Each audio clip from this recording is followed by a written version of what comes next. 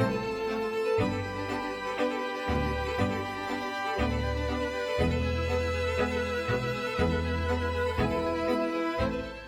afternoon. My name is Malcolm Graham, a member of the Charlotte City Council and the coordinator for the City of Charlotte Housing Community Recovery Task Force. And I'd like to welcome each and every one of you to our June 11th meeting. This meeting is being live streamed from the Charlotte-Mecklenburg Government Center. And we are here to work with our community in terms of objectives relating to COVID-19. Our objectives are as follows: to plan and anticipate Charlotte's growth post-recovery challenges, given the economic certainties of our city's future related to COVID-19, to listen to the community regarding the challenges people are facing as they navigate a changing work and living environment, to develop recommendations for how the City of Charlotte, specifically city government, can pivot to support changes needed as a result of COVID-19, and to provide residents with a long-term vision for a healthy and stable economic and civic environment. So we have a packed agenda today. I'd like to take this opportunity to allow the members of the task force to introduce themselves.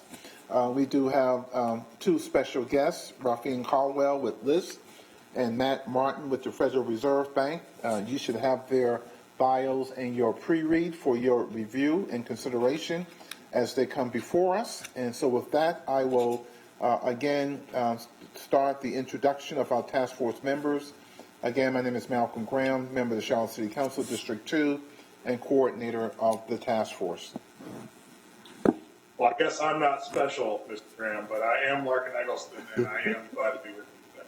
You're special, Larkin. You sure are, Larkin. You're very special. This is Renee Johnson, District 4 City Council member and committee member also. Good morning, Braxton Winston, Charlotte City Council member at large. Lee Cochran, Laurel Street, and task force member. Good morning, Kathy Cummings, Bank of America and task force member. Good morning, Fred Dotson with the Charlotte-Mecklenburg Housing Partnership and a member of the task force. Good morning, Kim Graham, Executive Director of the Greater Charlotte Apartment Association, representing rental residents as well as rental owners. Good afternoon, this is Anthony Lindsay with the Caldwell Banker and also a member of the North Carolina State Commission.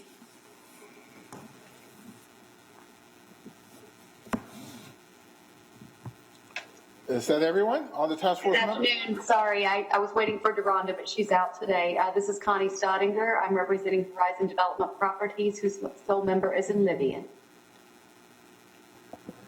And for our staff members.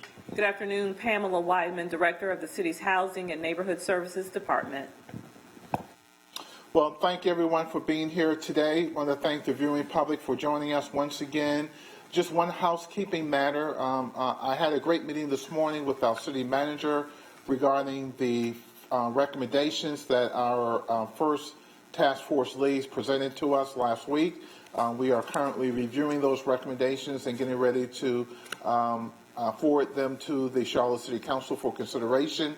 So I just want to make sure that the task force members know that the work is being processed, and I'll give you an update in terms of how those deliberations, in terms of how we process it through the council, is going, and for your input at the appropriate time.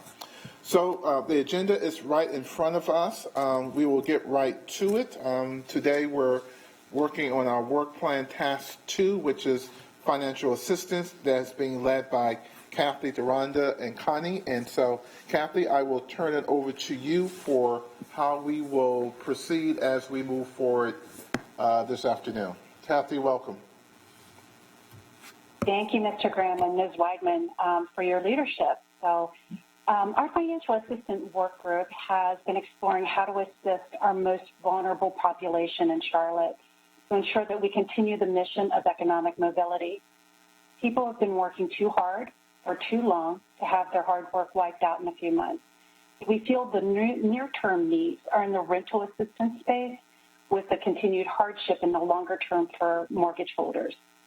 Part of the content in your briefing materials conveys the rapid response and protections under the CARES Act for both mortgagees and renters.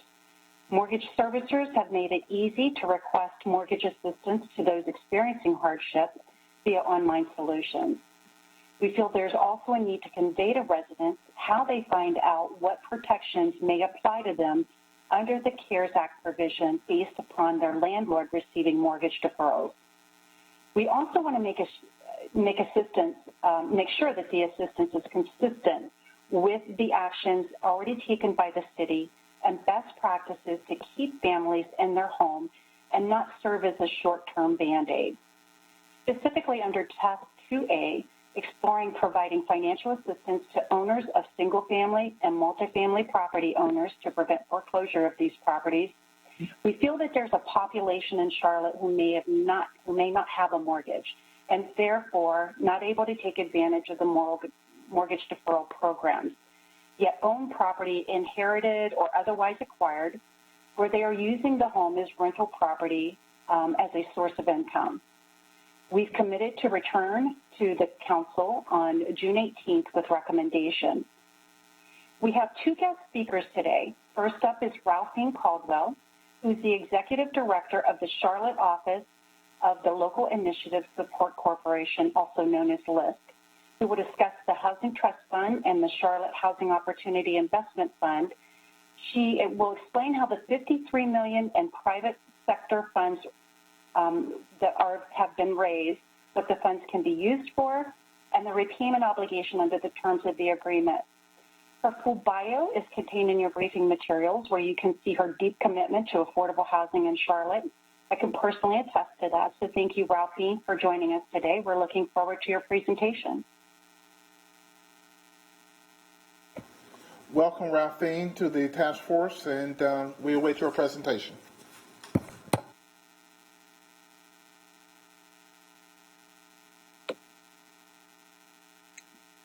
Good afternoon, everyone. First of all, thank you to Councilmember Graham, as well as the other council, and to the staff, as well as to this recovery group. I appreciate you allowing me to present to you today the Charlotte Housing Opportunity Investment Fund and our steps forward as we are going through this trying time. I hope everyone is well with their families, and I hope that as we continue to come together as a city, that we continue to think about our housing and how what we're doing now affects us down the road and affects everyone that lives here. So if we can go to the next slide, Wendy, for me. The Charlotte Housing Opportunity Investment Fund, just as Kathy said, is a $53 million fund that was raised by the Foundation for the Carolinas, of which LISC is the actual fund manager.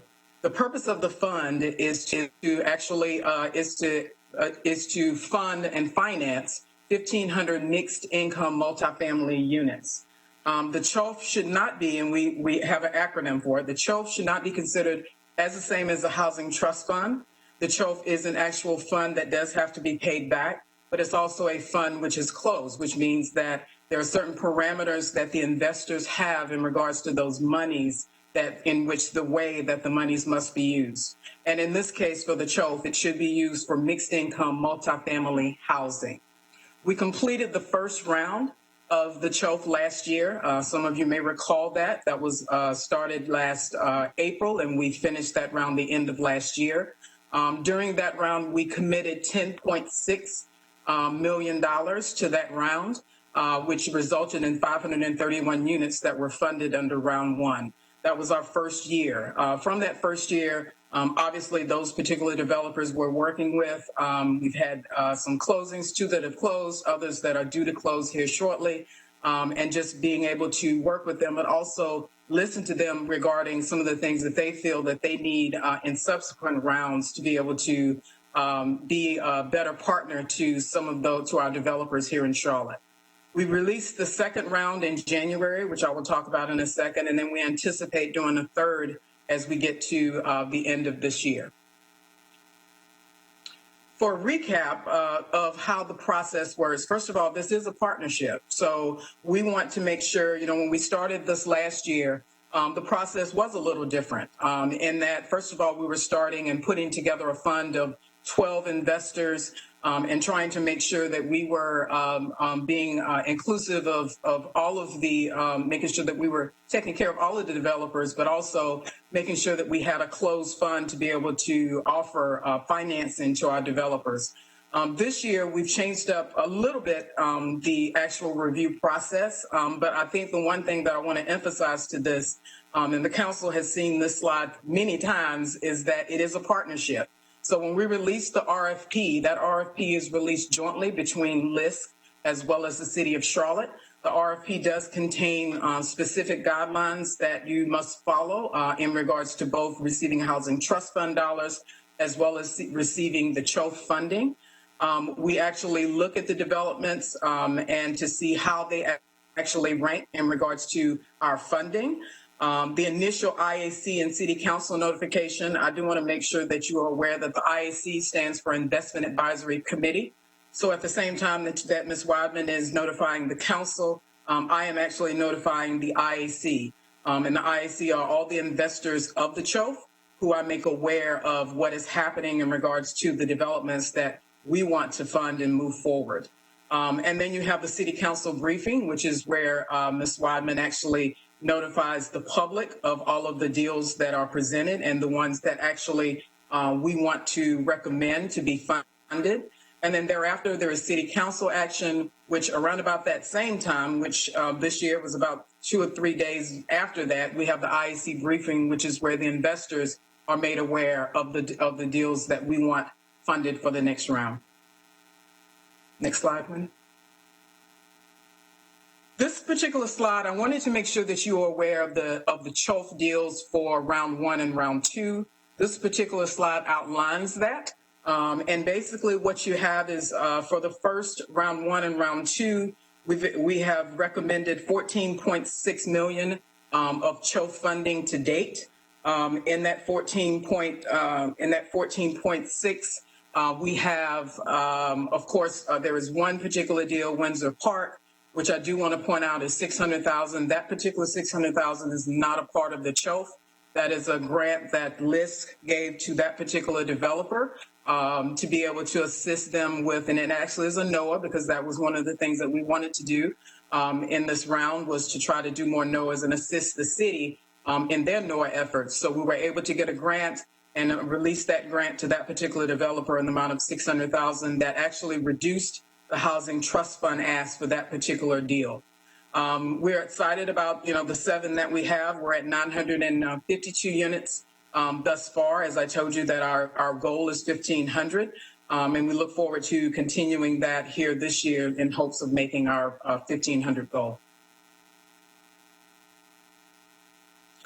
The actual unit mix of the 952 units that you see on the previous slide, I just wanted to point out the actual AMI percentages. 22% is at 30% AMI, and you can see basically the breakdown here. Obviously, very similar to the city, our focus is on mixed income, but it's also on making sure that we are presenting a significant amount, at minimum of 20% of 30% AMI units in all of the developments.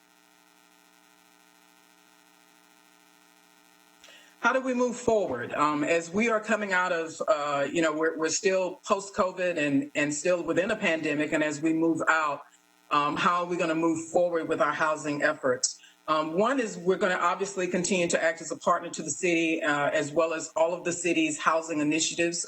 There's some great, Ms. Weidman has already discussed some great things that the city is doing. We're looking at how we can bring in and be added value to the things that the city is already doing as a partner. We're going to continue to watch on the market. The market is changing. Labor costs, construction costs are going up. This committee has already discussed a lot of that, particularly in your recommendations this past on the last meeting. You know that we have to definitely watch the market. It is a little early to tell now, but we do have to watch the market. But the one thing I will say is that we will work with the developers to make sure that their deals get done. So we did reach out to all of our developers just to touch base and see how their deals are doing from a finance standpoint. And if the developers did need to come back to the CHOIF, obviously we're going to, we can have that conversation, but we definitely want to make sure that we're taking care of the developers and that the deals that have been presented and approved continue to move forward. Also, what we're going to do is we will fund NOAAs. We want there to be more emphasis. We as in the CHOIF want more emphasis to be placed on NOAAs. So we will fund NOAAs outside of the normal RFP round. So if a developer were to approach us and have a NOAA that we feel like fits the parameters of the CHOIF, and it was a good, it would be a good for us to be able to fund, we will do that. And we want to be sure that, and I understand that that is something that has also been discussed, and we are definitely in agreement with that, and we will continue that. The other is the single-family acquisition rehab. We are working on that program right now. That is a pilot program that has been introduced by the city. We are a partner with that. We do want to continue that, that particular program. As well as seeing if we can establish, and that is one of the things that LISC is working on right now with our national partners, trying to see if we can establish some type of single-family housing fund. One of the things is we continue to talk about economic mobility in Charlotte. We have to make sure that we are not just talking about multifamily rental, but that we're also talking about homeownership, because homeownership is still going to be the way that our people will gain wealth. And we'll continue to move forward. So we don't want that to be left out. So we will be making a bigger push in this next year for homeownership. How does that look? I don't know yet. I'll be honest with you. We want to continue with the single family acquisition rehab and then see how can we come together in partnership with the city, of course, to see, and other partners, to see how we can increase homeownership in Charlotte moving forward. And then we have a national, I wanted to make sure that you're aware of our national platform. While we are, one of the things that we did when we went into the pandemic, obviously everyone had we were under reaction mode, one of which was just obviously making sure that we take care of our own people and taking care of our staff, but also we had a huge push for reaching out to our neighborhood partners, particularly our partners that have received funding from LISC. To make sure that they're okay, but also that they know all the resources that are available to them. LISC is a CDFI, so we are continuing to lend because we think now is the time that we have more, we need to make sure that we are there for our businesses. And then we are going to support small businesses because we are currently overseeing the City of Charlotte CDBG Small Business Program. We have some other programs, other small business programs that we've been doing already. And we hope that to continue that between our Verizon, SAMs, there have been in our payment protection program, we've expended thus far about $700,000 for small businesses in Charlotte alone. We want to continue that, and we have a lot more businesses that are in our pipe for the payment protection program. Our focus on the PPP has been the actual organizations, the small businesses that did not get assistance in the very beginning.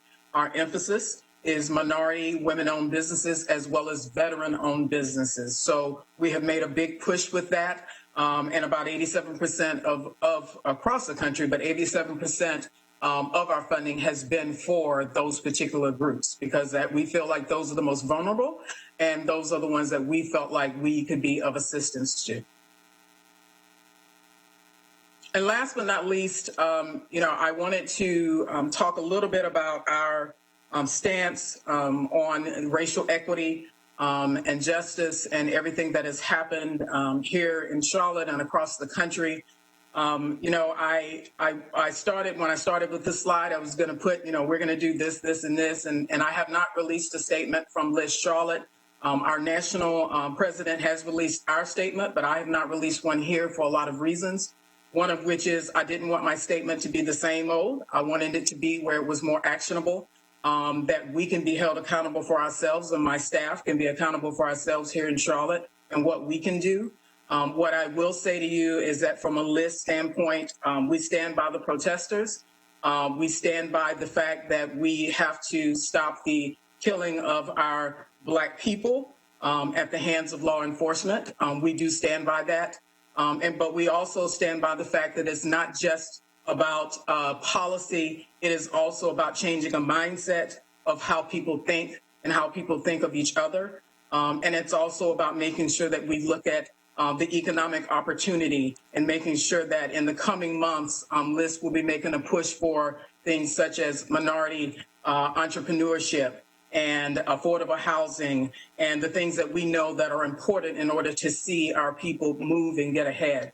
So we will continue that fight. We are in for that fight, but we're also here because we know that people are uncomfortable about talking about race, and we need to get out of that. And you'll hear that probably loudly from me as we continue in the coming months. There are some great organizations that we can take part in and that we plan to take part in so that we can get people a little bit more. We want you to be uncomfortable because we need for you to understand what it means for to be a Black person who is afraid of people who we are supposed to trust. So we will continue on and we'll continue that fight with this city as we move forward. Thank you. Ms. Caldwell, I want to thank you for that presentation, and I appreciate the commentary at the end of it as well. And your words and your expressions are accepted, and I will open up the floor for any questions that we may have from the members of the task force. So the floor is now open for questions to Ms. Caldwell. Mm-hmm.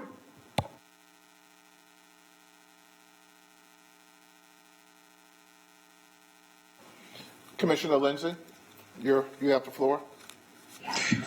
Thanks, Councilman Graham. Thanks, Ralphine, for the work you're doing, for your advocacy, and I very much appreciate what your thoughts are that you share with us about the situation that we're facing. I've got a couple of questions. First, you mentioned that the fund is a closed fund. Kind of understand what that means. Are there other investors that can come into the fund at this point? There are other investors that can come in. However, what I mean by closed fund, meaning that if another investor were to come in, we can't change any parameters of the fund. So they would have to come in just as the fund has been set up right now. Understood. This is essentially... We'll always take more money, Anthony. I guess. Good. So essentially, this is a private equity fund. It is. Essentially what this is. Okay. So the other question I had is about how the fund is renewed. How do we replenish this fund? Is it strictly from identifying new investors, or are the existing investors committed to continuing to renew the fund? The fund itself will expire in 2038. I believe it's a 20-year fund. So when the fund expires, However, it is our goal, obviously, but prior to that happening, is that we would still talk with the same investors and or have new investors that we can bring forward on the fund. And I think that's what's interesting about, this fund has a certain, it's 12 investors right now. As we move forward, particularly as Charlotte, the market is changing. We want to do more NOAAs. I think we'll be in a great position as we get to that point to be able to talk to new funders about where Charlotte is then. Is it we just do NOAAs, or is it we do both, or however, or do we bring at that point single family into this and find a way to be able to do that? Great. So the other question about the fund itself is, how do you all establish your loan rates? Are these low interest loans, or can you give me any sense of kind of how that's done? Well, when you said the loan rate to the developer? Yes. Okay. Basically, every deal is different, to be honest with you. We quoted in the RFP, we quoted a rate up to, and that's kind of how we told developers, this is how you structure your deal. However, particularly some of the developers that are on this committee know we work with the developer, and every deal is different. So I'll be honest with you, Mr. Lindsay, it is not just about the rate. It is about other things, as you know. It's about other things that the developer may need for their particular deal for us to work out, that we're able to work it out that way. So it just depends on every single deal. I won't tell you that, we'll give this rate on this one, because it just depends on the deal itself. Understood. Mm-hmm. And then my last question is, do you have some sense of what the delivery timeline is on these 900 I think you said 52 units that you all have funded. Can you give us some sense about when you expect those to kind of hit the ground? I would say, well, first of all, for your NOAAs, Wendover and Windsor, the units are already on the ground, so there's going to be some rehab and things like that. But for the others, I could tell you that the one thing, and the developers for the others are actually on this committee, so they can speak to when they think their particular deals will be on the ground. But what I will tell you is, and just basically as an education to everyone, is that while we approve these deals, and Ms. Weidman and I and her team and my team get together and we approve these deals, it takes 24 months for affordable housing to hit the ground. And I know that people want it to move faster, but a lot of that has to do with, is what is the timeline for tax credits? What is the timeline for getting? There's a lot of, all of the developers, and particularly the ones that are on this committee, work extremely hard to get deals to the table. And as you know that, and it takes a minute to be able to get everything approved because there's several different financing options. Typically you have maybe 3, 4, you have a lot of different things that have to come together. So it just depends on the development itself. Got it. Thank you. Thank you. Welcome, Fred. You have the floor. Thank you, Councilmember Graham, and hello, Ralphine. Good to see you. Good to see you too. I'm very interested in the single family fund. I think that is something that we're very interested in as far as developing new single family homes for sale, because there's such a need for that right now. I saw a statistic recently, well, just yesterday, that there were only 200 homes on the market for less than $250,000 in Charlotte. So that's a problem. Will the fund be focused on reducing construction costs by using grant funding or low-cost capital? It would be, and the reason that we want to structure it that way, for obvious reasons, just like you said, we already know that we have some great programs. The city has a great, down payment assistance program, and that's great. But what we figured is that we needed something more on the front end with the developer to reduce those costs so that the developer would be able to build a quality home for a price that someone could afford, right? So that's kind of how we're looking at it. It's in the we've been talking about it for the past 3 weeks, to be honest with you, Fred. So I am hoping, and home ownership is my thing. So I'm hoping that we'll be able to get some things moving on it. It is a very key thing for national. So that's why I feel really good about it here. They really want us to try to move forward with this and try to figure out a way to be able to work it out. Great, thank you. So more conversation definitely coming for that. Thank you. Good seeing you, Fred. Good afternoon, Kim. The floor is yours. Hey, Ralphine, it's good to see you. I know you're busy these days. You guys aren't just doing housing stuff. You're doing small business loans and so many other things. So great work there. I just had a quick question about affordability periods for the developments that you guys are financing, or helping to finance. And then also, are you looking at opportunity zones, and are there any requirements to have developments in opportunity zones so that we maximize the benefit in those? Okay.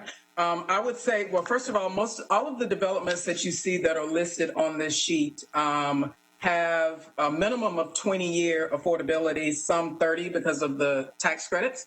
So some 30 because we want to maximize it as much as we can. And that is the same for the CHOF. So we want to try to keep it definitely affordable. Because of the fact that the CHOF has a 20-year expiration, technically we tell a developer like, hey, we understand that we have a 20-year, the CHOF will expire in 20 years. So therefore you have to have at least a minimum of that in your particular development. But we definitely look for more because it gives it, we want to have more affordability. And then in regards to, you had a question about the opportunity zones. Yes, we are. A lot of the developments, when we talk to a lot of developers, we do talk to them about, is your particular development located in an opportunity zone? We want that to be the case. We are actually, when we go to actually score those particular developments, we look at whether or not it is indeed an opportunity zone, and then we go from there. And I believe that the city, Ms. Weidman's team kind of does, basically the same thing when it comes to high opportunity areas and opportunity zones.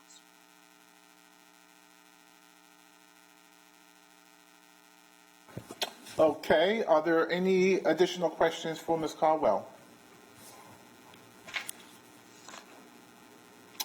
Okay, well, we thank you for your presentation.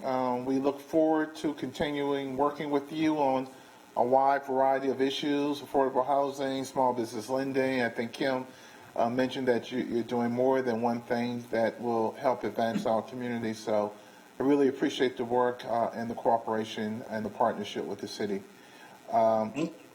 So Connie, will you introduce our next speaker for us? Kathy? I'm sorry. Yes, thank you. And thank you, Ralphine, for your passion. I just love your passion. I love many things about you, but that's one of them. And Thanks, of course, and I agree that the racial and economic inequality must stop. And I remember as the mother of Black children, I recall my mother-in-law explaining to me how I would have to have the talk with my children. And both shocking and heartbreaking, had no idea what that meant. So prayers for healing in the hearts and minds of our nation. So now I would like to introduce Matt Martin, who is the regional executive in the Charlotte office for the Federal Reserve Bank of Richmond.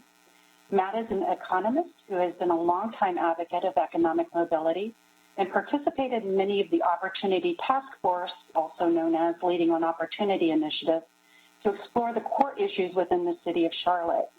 Matt will share his thoughts on what the short-term and long-term economic impact of Charlotte will be as a result of the COVID-19 outbreak, especially as it relates to housing. Thank you, Matt, and we look forward to your insight. Welcome, Matt. The floor is yours. Thank you. Appreciate the chance to talk with you this afternoon. As Kathy indicated, I've been involved particularly with housing and economic opportunity issues. Most of the time I've been in Charlotte. I got to apologize to Ralphine. I just noticed my bio and it doesn't have LISC advisory board member on it, so I'll have to add that one. That's an oversight. So there were several questions submitted to me ahead of this, and I put in a couple of pre-reads. So I'm going to reference those and a couple other pieces of research. I'll do it at a high level, and most of these will address the questions that were put forward. The one around the RNC convention I'll probably have to tackle separately, and I'll do that toward the end. I am representing other people's research. Most of this is other economists on staff with the Richmond Federal Reserve, but I'll say all views are my own in case I say something they wouldn't agree with. And I'm gonna start with the one that talks about financial distress, and that was a third of 3 parts that a couple of our researchers put out. I'm going to go through these at a high level. They will shed light on the questions that were around how is Charlotte going to respond and how our household's going to respond. And then during the Q&A, we can tease out some more details. So this series was looking at financial distress, where households that are either delinquent, filing for bankruptcy, or defaulting on their mortgages. And it's a bit of a thought exercise with data. And this third one goes through an exercise that takes plausible measures for the likely earning losses we're going to see in this current episode, and then figures out what the average consumer spending drop will be across 5 quintiles of financial distress. So think of households that are broadly not in distress as opposed to households that are, but by zip codes. So it's looking at the zip code level. And not surprisingly, they find that they expect a pretty substantial spending drop. And moreover, it's going to be deeply unequal. That's the term they use across these different levels of financial distress. To put an order of magnitude around it, the households or the zip codes in that most distressed quintile are expected to see income drops that are more than spending drops more than twice the rate of what the less stressed zip codes will see. And, in their analysis, they're looking at something like an average 3 and change % decline in consumption and spending. And maybe in the current episode, that doesn't sound large, but to put that into context, during the depths of the Great Recession, we saw consumer spending, real consumer spending, fall by about 2.3%. Right now, most forecasters are expecting consumer spending to drop between 6 and 8% in 2020. So we're looking at something in the current episode that's going to be a much steeper decline in consumer spending than we saw in the Great Recession. There are some other factors that'll mitigate that when I get to some of the other research, but I think that's important to note. And this particular piece then further breaks that down and says, well, is this decline in more financially distressed areas because they went into this in worse shape, or is it because of the job and income loss? And the breakdown 60-40. They say about 40% is due to the condition of those households in those zip codes going into this episode, and then the rest is due to the loss of jobs. The next question you ask after sort of trying to wrap your head around the income loss is, what is the relationship between loss of income and spending? And again, not surprisingly, for more financially distressed areas, every dollar lost in income leads to a bigger drop in spending than you would see in less financially distressed areas. And the estimate they put on that is it's more than 50 cents on the dollar for the most financially distressed, and about 30 cents on the dollar for the least distressed. And so, economists have long observed that spending is more stable than income. And obviously, if your income's falling more than your spending, you're either relying on previous resources or you're taking on debt as a household. And so a couple of other data sources that shed some light on where did the spending cuts come from.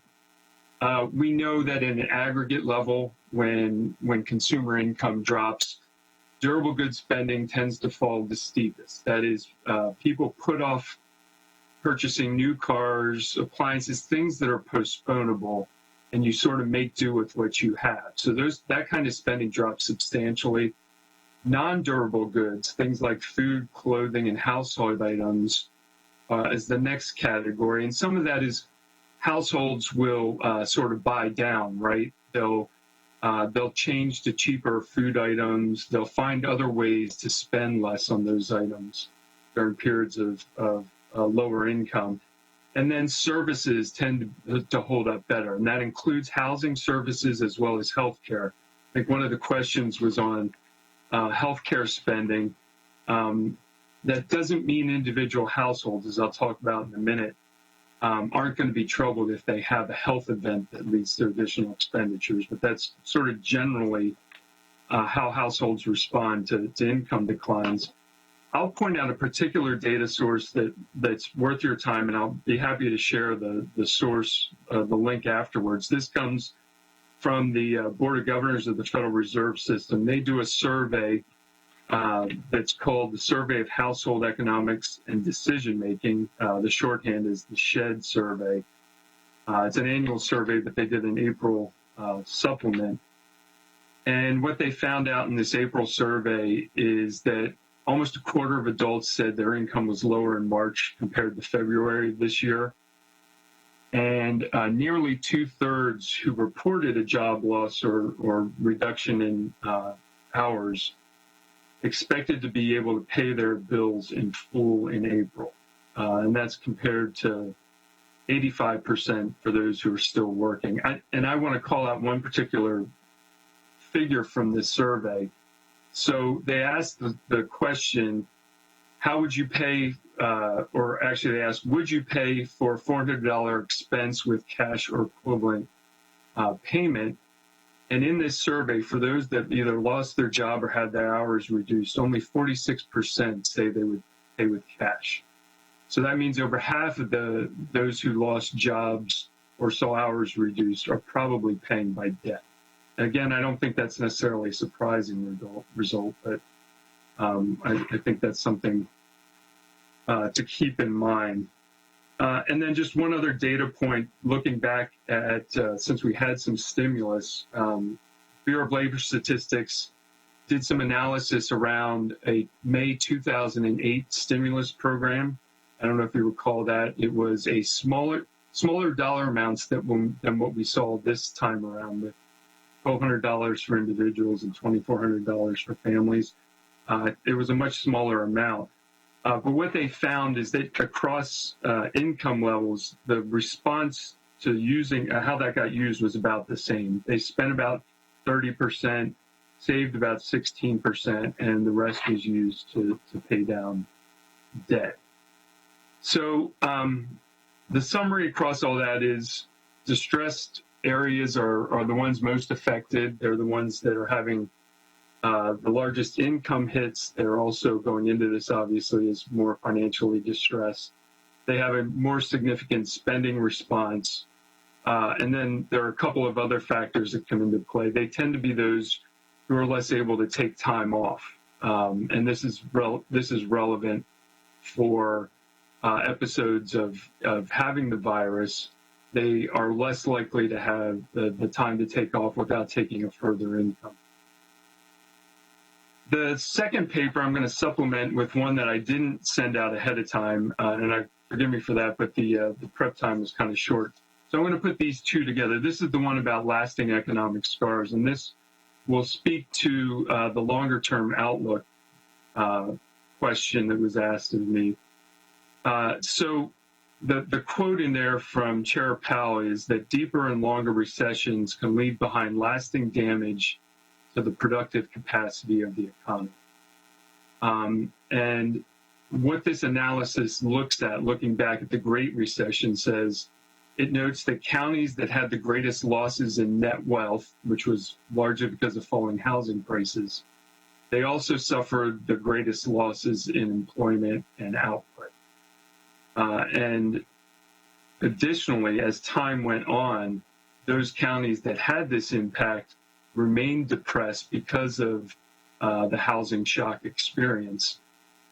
What tended to happen in those areas, and Charlotte was actually on the benefit side of this particular movement, is those areas ended up seeing workers leave for areas that were less economically impacted. So we saw benefit from that in Charlotte coming out of the Great Recession.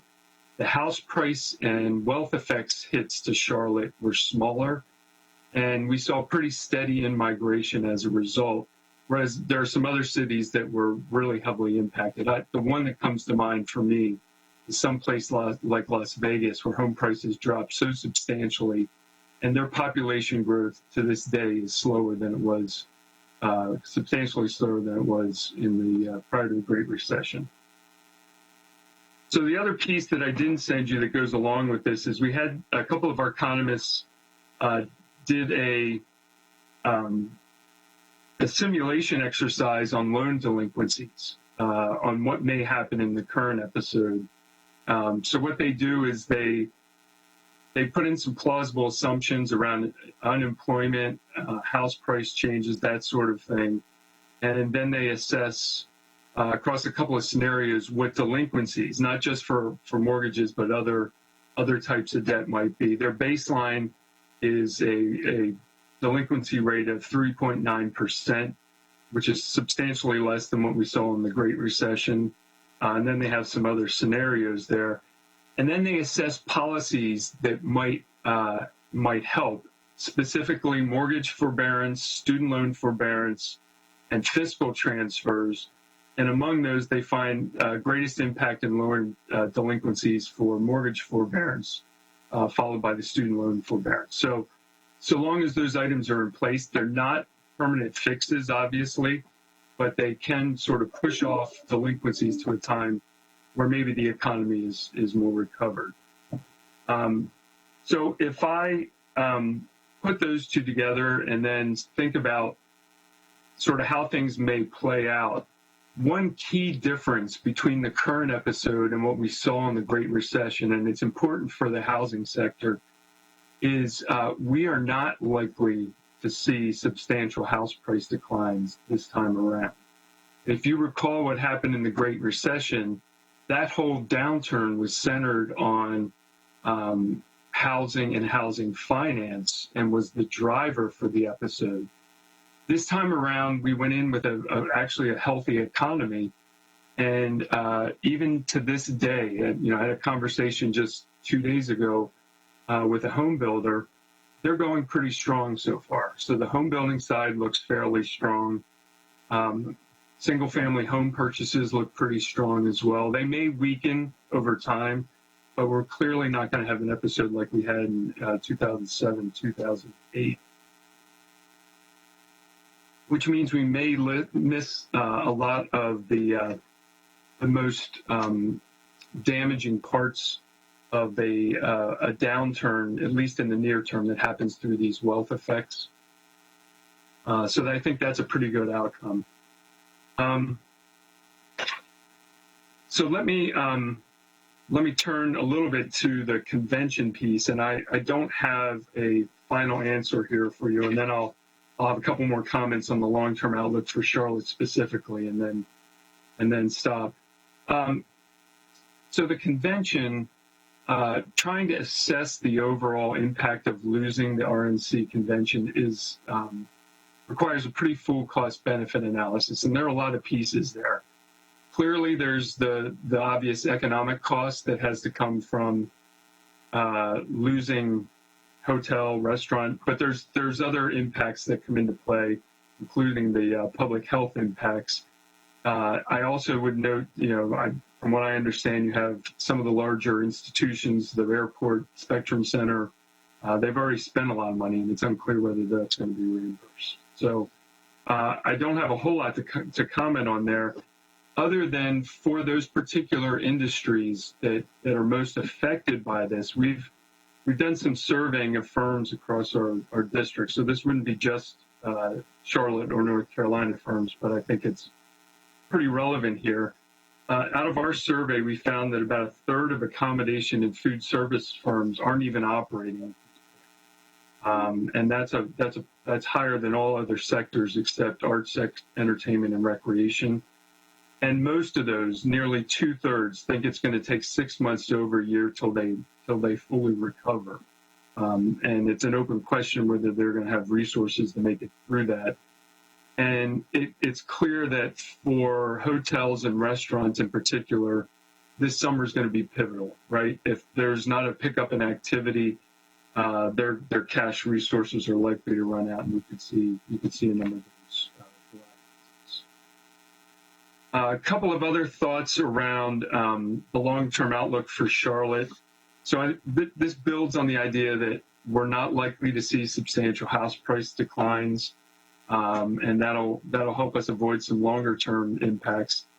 Most forecasters at the national level expect the unemployment rate to be at or near double digits still when we get to year end, and Charlotte's been matching the national economy roughly for unemployment so far.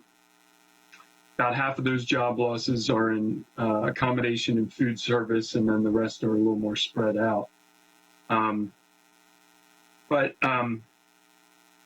there's good reason to think that as we pull out of this, that the factors that have led Charlotte to grow faster than the nation as a whole, there's nothing that's going to interrupt those. Those trends are still in place. The things that people call out, quality of life, firms call out the workforce and things like that, that seems likely to continue. And I would add to that some interesting feedback from some of the firms we've talked to in the region. There's already a pickup in inquiries from firms located in denser population areas, thinking about moving some or all their operations to places like Charlotte. So they're looking into this, and that includes, and that's firms doing it, and they're doing it for a couple of reasons. They want to be someplace that is a little less dense. If they are a U.S. company operating with operations overseas, they may want to reshore some of that. And then the other thing that's really taking place is e-commerce is driving a lot of growth as well. but it's also happening at an individual level. I can think of 3 examples already of people I know who've moved from other areas just because New York in particular, and they just said, I need to get out, and Charlotte looks like a good place. So I think we're going to see a lot of that as well. Last comment, Ralphine was noting some impacts on multifamily construction costs. And I would defer to those who are in the business of putting this stuff into the ground on which way those costs can go. There's no indication that construction costs have eased off to a great degree in this downturn. But it does look like on the rental market front, given job loss and some other things, we're likely to see that market soften and see rents come down. And I don't know if that presents any opportunities for this group on the housing front. But what typically happens in downturns, people double up, young adults move back in with family, that sort of thing, and you start to see apartment markets soften. So I would expect that to happen fully. And then my last comment, just, the one way I've heard this episode described is we took the elevator down, we're going to take the stairs back up. So this could be a pretty tough slog, maybe not as bad as it looked a month ago since we're on a path to recovery already. But this is steep enough that it's going to take us a while to get up. And I'll stop there. Matt, thank you very much for your presentation. And we have one question, which is from Lee. Yes, hey, Matt. It's Lee Cochran with Laurel Street. I don't know if you can answer this or not. You said by the end of this year, it's expected that unemployment will still be double digits. Part of, I think, our task force challenge has been programs put in place to kind of keep people in housing, whether in rental or home ownership. How long does those programs need to last? Essentially, how long are we bridging folks? Do you have any sense of when unemployment may return to, say, pre-COVID levels? Is it mid-2021? Is it the end of 2021? Or is that even too hard to predict at this point? It is hard to predict, primarily because it depends on the behavior of the virus. And if you're watching the news, even now for North Carolina, there's a disturbing increase in hospitalizations over the last couple of weeks. So we haven't beat this thing yet, and we're ways away. Again, this is far out of my expertise, but it sounds like we're ways away from having a therapeutic or a vaccine that would make this a non-issue. But I do have a couple of thoughts. So the job losses obviously have been concentrated in some industries like accommodation and food service, manufacturing, and then surprisingly healthcare. Think of doctors and dentist offices. It is the sense I get from talking to businesses in those areas is they can see their way back to 85 or 90% of where they were pre-COVID activity levels. But the rest of that recovery is going to be hard, in part because of the regimens they have to put in place to operate in this environment. So take an example of a dentist office where you show up and they're teeing every patient up for the dentist, right? There's probably 4 or 5 patients waiting for the dentist and going through various stages of processing. Now that's got to be cut way back. So that dentist office is not going to be as productive, right? And is that dentist going to need as many dental assistants or admin folks at the front? Same thing with food service. How long till we're back to 100% in house dining? Probably not for a long time. So you're going to see some of those folks. So what I worry particularly for this group is the segment most affected by that sort of delayed part of that recovery because of the changes in clean processes. Those are the folks that you're going to struggle to want to try and keep in place that are going to have the lack of income, right? The service sector workers, professional workers that are largely homeowners, I think they just cruise along, right? And it's going to be very concentrated in what is probably more the rental market. Mr. Winston. Yes, thank you. You mentioned in terms of the loan delinquencies that mortgages and other debt we're seeing less than the Great Recession, and you suggested forbearances for right now are the best way to deal with that. But you said it's not a permanent solution. So how long is the window of effectiveness for these forbearance tactics? What are we looking at? Yeah, it's a good question, and I'll give a perspective that's not a complete answer. So if you think of it from a banker's perspective, right? If that first forbearance is, say, 2 or 3 months, then you put it off, and then you know, in a lot of cases, we're coming to the end of that, right? If someone had forbearance for a couple of months, then it becomes a question, are we going to forbear for longer? At what point does the bank need to sit down and say, okay, this is not the same loan we initially made. We might have to actually go through a process of restructuring, right?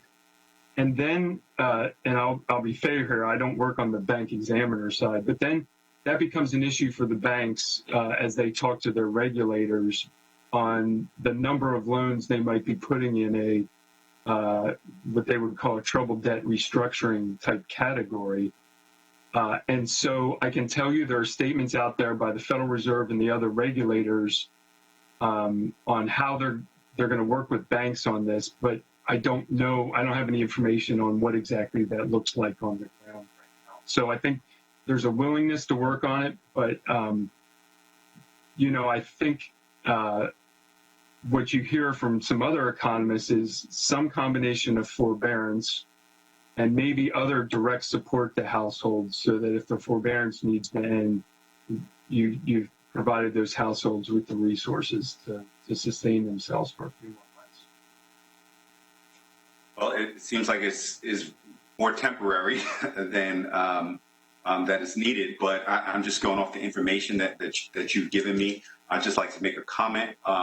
If we are not seeing or anticipating a mortgage financial crisis, that tells me that lending institutions and mortgage holders are not in the same crisis as local governments, renters, and wage workers. The recommendations that do come out of this committee relating to financial assistance needs to put heavy pressure on our financial sector as well as property owners to provide the type of relief our city, its workers, and its renters need. Public funds are best used when leveraged with other private and foundational dollars. While I agree that renters are our number one priority as a population to find, I do believe that they are the number one population that we need to find ways to relieve the pressures of this pandemic. However, I have been reluctant to give a full-throated endorsement about the way we have been providing direct payments for rental relief. Our efforts don't seem to be sustainable, and seems more responsive to business models rather than the needs of our citizenry. I'd like to know, as we think about our recommendations, how are we going to leverage public dollars to create a holistic, systemic approach to the fragility that this pandemic is amplifying amongst our local government dollars, our renters, and our wage workers? Thank you. Mr. Lindsay. Thanks, Councilman Graham. And thank you, Martin.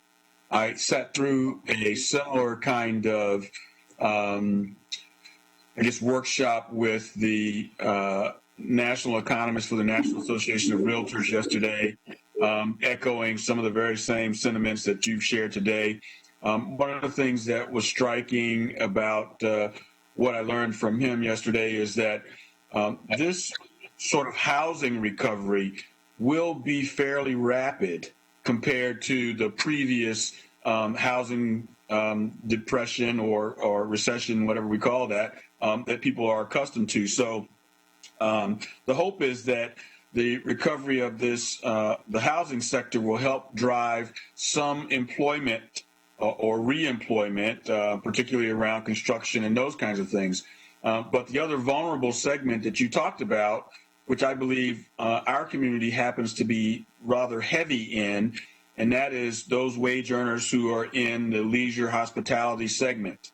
I believe that Charlotte probably has somewhere in the 40% range of our employment base in those segments.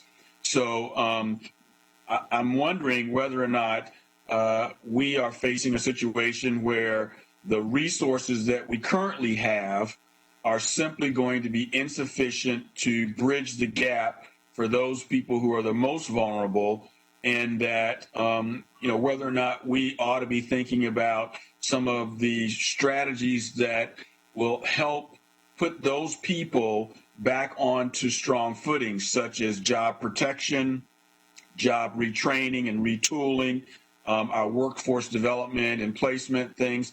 The articles that you shared talked about the impact being when we found those employment, the employees leaving a market area was one of the things that continued to depress those market areas. And so it seems that we need to protect against that. And at the same time, we need to shore up those individuals who need this short-term kind of bridge.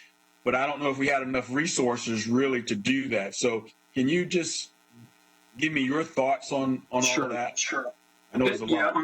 On the short-term bridge piece, I think the window is probably later this summer. So the initial checks went out, the $1,200 individual, $2,400, so forth.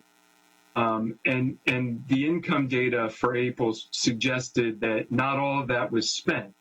So some of that is in reserve to be spent, presumably in May and beyond. For those who are unemployed, there's also the expanded federal unemployment insurance benefit of $600 a week. But right now, by law, that ends at the end of July. And by then, one can imagine that the initial stimulus check money will have run out as well. So you could see something of a cliff later this summer when all that support runs out if there's not something else put in place on the household side. And there are a lot of economists that are calling for, are noting the success of particularly those early payments to households, lower income households in particular, and that maybe more should be done there. I agree with you on the workforce side. I'll tell you one of the things I worry about in the current budget environment, because state budgets are going to be really strained going forward. I think a substantial amount of workers, particularly at the lower pay scales, could be permanently displaced. And so they're going to need some retraining to find employment in other industries. Our community college system is vital there. And if you're not familiar with their funding model, they take in tuition, give it to the state, and they're funded on a per pupil basis in arrears. Mm-hmm. And so we've been talking to a lot of community colleges. They're not sure what their enrollments for the fall are going to look like. But we do know that enrollments, that FAFSA applications and likely enrollments at four-year institutions are down. Some of that's going to go to community college. You also have the flood of the unemployed needing retraining. Our community colleges are going to need more resources at a time when they could be getting less from the state. One potential solution there, and I think you'll see us even advocating for this at the federal level, the Pell Grant program right now only is usable for degree programs. But it's clear that certificate and other programs are the quick hit way to turn workers from one industry to the next. That's right. One viable way of doing that is allow Pell Grant money to be spent on those programs.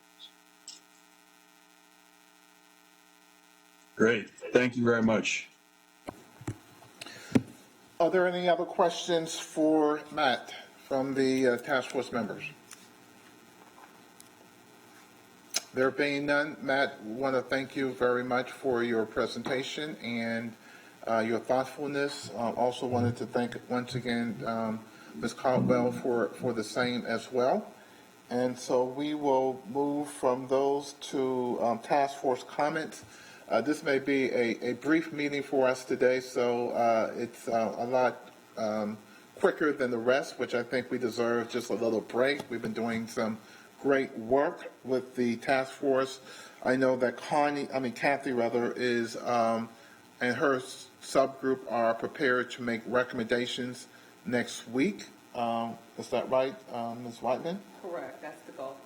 So that's the goal is for us to get a set of recommendations from the leads on next week regarding financial assistance. Mr. Winston, I did hear exactly what you said in terms of more participation from the private sector. Just want to remind everyone that the United Way and the foundations in the Carolinas does have a COVID-19 relief fund in the tune of some $18 million that we're leveraging with city funds for COVID relief on a wide variety of issues, housing, small business, etc. But point well taken. So I've heard that and made note of that. Mr. Cochran, I think you have a question.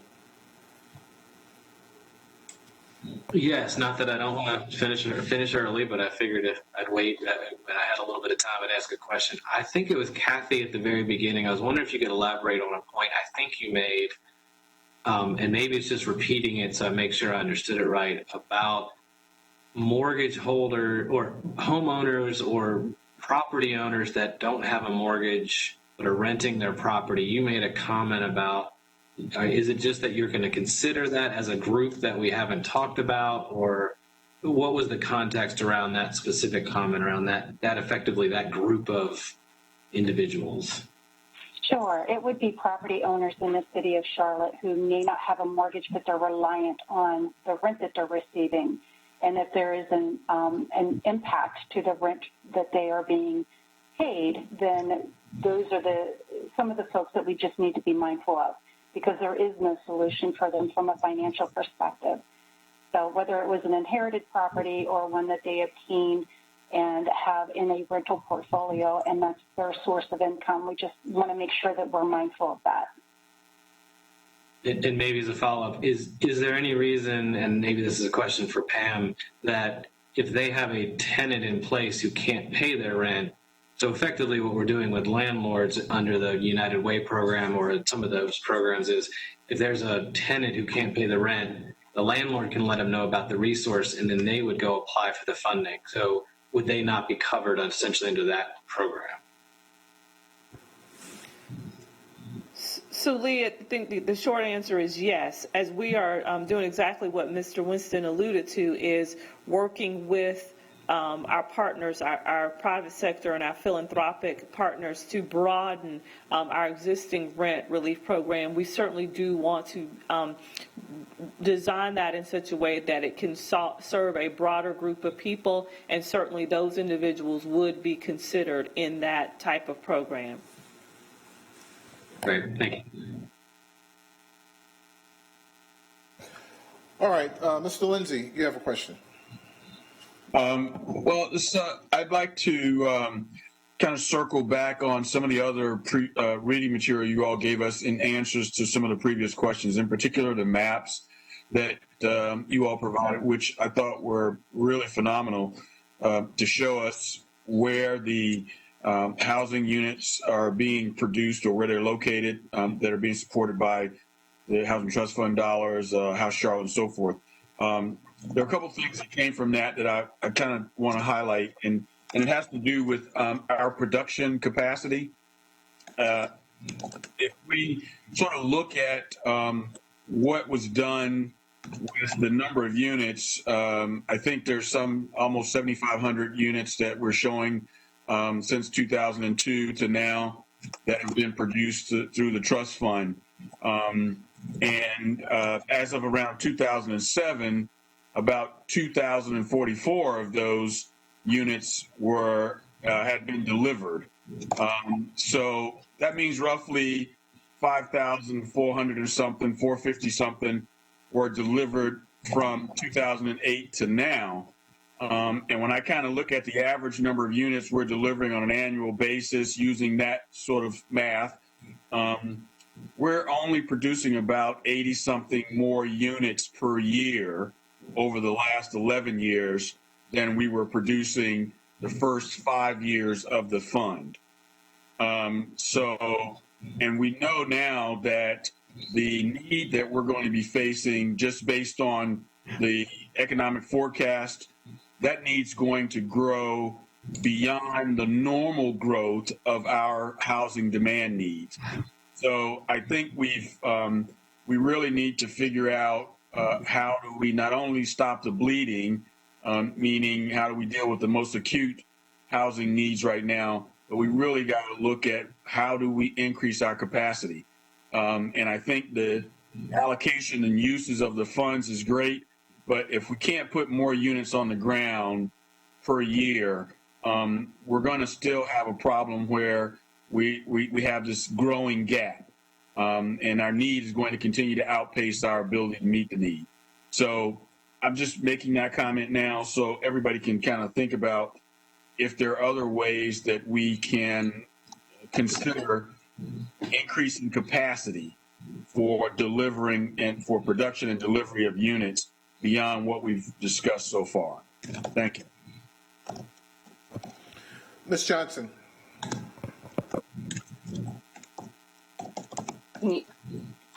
Sorry. This question is just a follow-up to Kathy's question. With those landlords, those mom and pop landlords who may or may not have a mortgage, would they be eligible for small business assistance? Is there a fund? And I know we're housing task force, but is that considered? Could that be considered small business somewhere? And maybe, I don't know, some type of. I know they could probably get or possibly get a bank loan and take out some equity in their home if they didn't have a mortgage. But if they didn't want to do that, is there a fund anywhere in our community where we can look out for those mom and pop landlords? I know Kim Graham, I think, mentioned the mom and pop landlords a while ago. So this might be an opportunity. Whether or not they have a mortgage, it is income to them. And Kim can probably answer better than I, but my understanding is it depends on how it's structured. So Kim, you're saying yes. All right. Right, Kathy. It does depend on how it's structured. If they have an LLC or a corporation or a partnership and S corp, then they could probably qualify for a small business loan of some sort. But if they're treated as a sole proprietorship, then they're going to have some barriers to accessing typical resources to help them through that the hardship. So they would probably need something in there. I know Kathy mentioned that the mortgage servicers have tried to provide options if they have a mortgage, but if they don't, then what? And we know that we have plenty of folks who have inherited properties from a family member that they are renting out. They might be renting it out to family members, often is the case. So what do we do with them? I don't have an answer for that. That is one of those things that we'll have to really put on thinking caps for.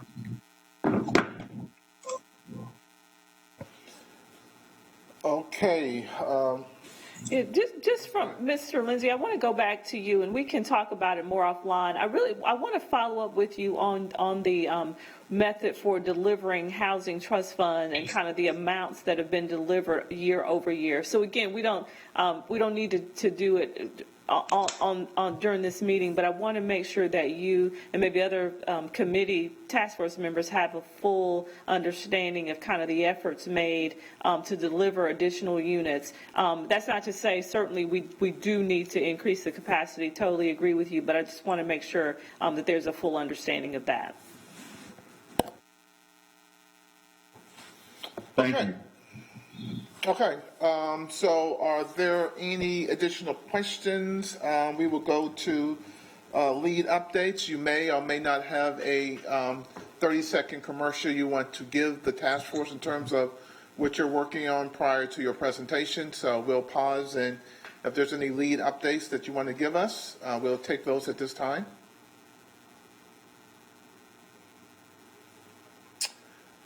If not, then again, we look forward to next week's meeting where we will be getting the recommendations from our financial assistance leads. We'll also update the task force members in terms of how we are processing the recommendations that were given to the City Council for their consideration. I will not be here next week, and Councilmember Eggleston has agreed to steady the ship in my absence. Next week is the fifth year anniversary of the shooting at Emmanuel AME Church. And so I will be in Charleston as well as here in Charlotte, peacefully protesting racism, discrimination, and hatred in all forms. And so I want to thank everyone for coming and being a part of our meeting today. Thank the task force members for your work on this very important community initiative. Thank the viewing audience for staying with us for week after week. We got some fans, y'all, who've been watching us every week, so we appreciate the public paying attention to what we're doing. May God bless you all, and meeting adjourned. Thank you.